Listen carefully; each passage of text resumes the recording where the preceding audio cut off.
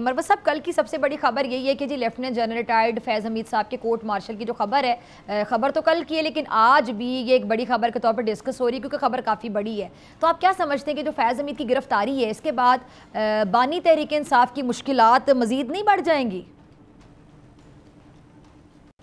बहुत शुक्रिया डॉक्टर साहिबा। मैं इस गिरफ्तारी को खुशाइन करार देता हूँ।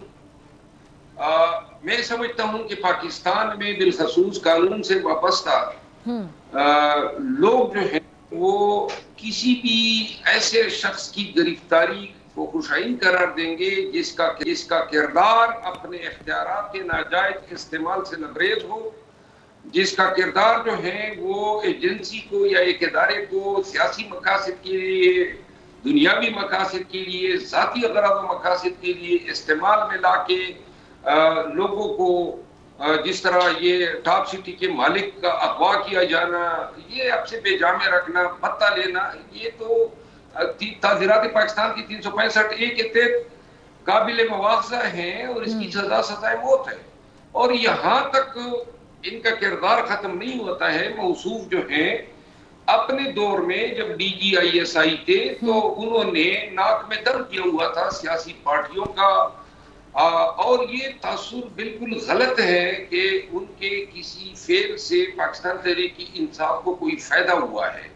बल्कि मेरी जाती राय ये है कि ये जो लोग इनकी वजह से अगवा हुए या इम्प्लीकेट हुए या केसेस उन पे बने, जेली, चाहे किसी भी पार्टी से हो, ये इनके इन अफाल की वजह से और बशमूल ये जो कादी फाइज ईसा साहब को आज जो पाकिस्तान तहरीक इंसाफ भुगत रही है, ये रेफरेंस जो दायर हुआ था और तालिबान को लाना था, बहुत सारे ऐसे अमाल हैं कि इस शख्स ने मुल्क को, फौज को, रियासत को बहुत नुकसान से हमकिनार किया है। और मेरा ख्याल है कि देर आयत दुरुस्त आयत, ऐसे किसी भी जर्नेल का कोई भी फेल जो है जो फौज के कवानीन बिलखसूस आर्मी एक्ट जो है उससे मतजावज हो, उसके बरखिलाफ हो, और ये एहतसाब का डर हर एक को होना चाहिए। पाकिस्तान की तारीख में पहली दफा एक DGISI जो है गिरफ्तार हुआ है, और मेरा ख्याल है कि इंसाफ होना चाहिए, इंसाफ होता नजर आना चाहिए। पाकिस्तानी अवाम की नजरें अब लगी होंगी कि फौज का इदारा जो है अपने खुद एहतसाबी की इस अमल को मंतकी अंजाम तक किस तरह पहुंचाता है। ठीक है। और ये मेरे ख्याल से बड़ा एक ऐसा केस होगा कि ये आगे के लिए भी एक बहुत बड़ी मिसाल कायम कर देगा मरवत साहब, क्योंकि आप तो कानून को भी अच्छे तरीके से समझते हैं, अब तो आप सियासत को भी समझना शुरू हो गए हैं। इस पर ज़रा कमेंट कर दें, फिर आगे सियासत की तरफ चलते हैं।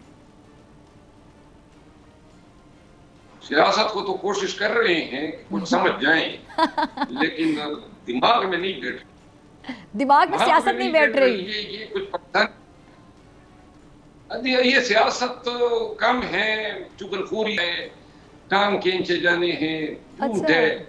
इसको मैं सियासत नहीं और ये मैंने कभी किया ही नहीं। अच्छा, सियासत तो आप कह रहे हैं तक इस जी प्लीज कंटिन्यू। इसके जो असरात होंगे ना, वो मेरा ख्याल है कि बड़े देरपा होंगे। अच्छा, ये आज जो इनके अफआल को देखा जा रहा है, ये जो बातें हो रही है ना कि शायद PTI भी इसके असरात होंगे और खान जो है, तो मेरा ख्याल नहीं है कि किसी सिविलियन को किसी फौजी के साथ ट्राई किया जा सकता है किसी ऐसे केस में, मां सिवाय उस केस के जो बगावत पर मबनी, मां सिवाय उस केस के जो स्पाइनेज पे यानी जासूसी करें किसी दुश्मन मुल्क के लिए।